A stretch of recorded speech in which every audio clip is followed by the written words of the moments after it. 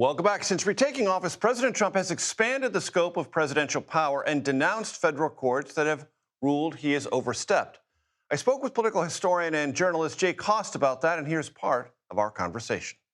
You've thought long and hard about the institutional framework of the American government, its strengths, its weaknesses. Give me your evaluation right now about what President Trump is doing to harm them, to strengthen them, or to reimagine them. That's a great question, and thanks for having me. I think one of the great damages that Trump has done, but not just Trump. I think Trump is continuing on in a string of presidents dating back for a generation or more now, which is the effort to expand executive power at the expense of the legislature. And I think you see this probably most clearly in his tariff agenda. Putting aside the merits of industrial protection, Congress clearly vests the power to set tax rates, including on imported goods, in Congress. That's where the Constitution vests it. Now, in fairness to Trump, Congress has given that power away. And I think one of the big stories of our time has been the extent to which the legislative branch has allowed the executive branch to just run roughshod over it. And I think that's a story that includes Presidents Trump and Biden, but also President Obama, and I would say President George W. Bush as well. You've heard the Trump argument that the executive branch is one thing, but the administrative state is another, and that administrative state more or less is hostile to Trumpism and therefore hostile to the interests of the American public that elected him to a second term. Therefore, he is directing much of his ire, procedurally and otherwise, at that administrative state. Evaluate that argument and its potential effect. Yeah, it's an old argument. I mean, it was an argument that Andrew Jackson made all the way back in 1829 when he asserted that rotation in office was a good thing. Jackson's point is that the offices of the administrative state or the executive branch at the time were the property of the people, and so that the president had the power to sort of remove officers from the government as he saw fit. I think there are merits to that. I mean, there's always a balance, right? And there's a tension here. We do not want an administrative state that is independent entirely of the political process, because then it'll become a force unto themselves.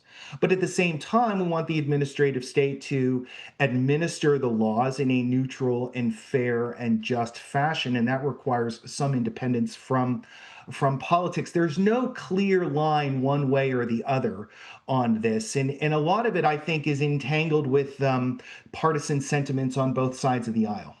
And Jay, how do you evaluate the president's decision very recently to fire the commissioner of the Bureau of Labor Statistics, or to relentlessly jawbone, and I think that's putting it mildly, the chairman of the Federal Reserve?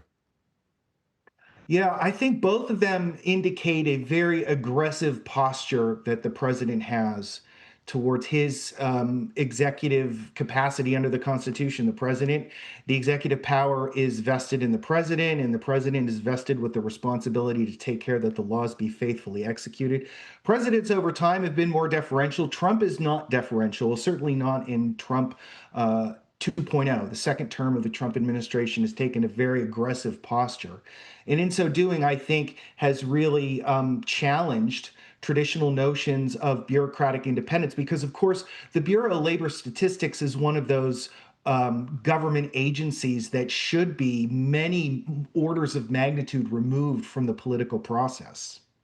You argued in your book in 2015, A Republic No More, that there was a kind of built-in corruption in American government, and that predated Trumpism. How do you look at that argument now in the advent of not just one but two Trump terms?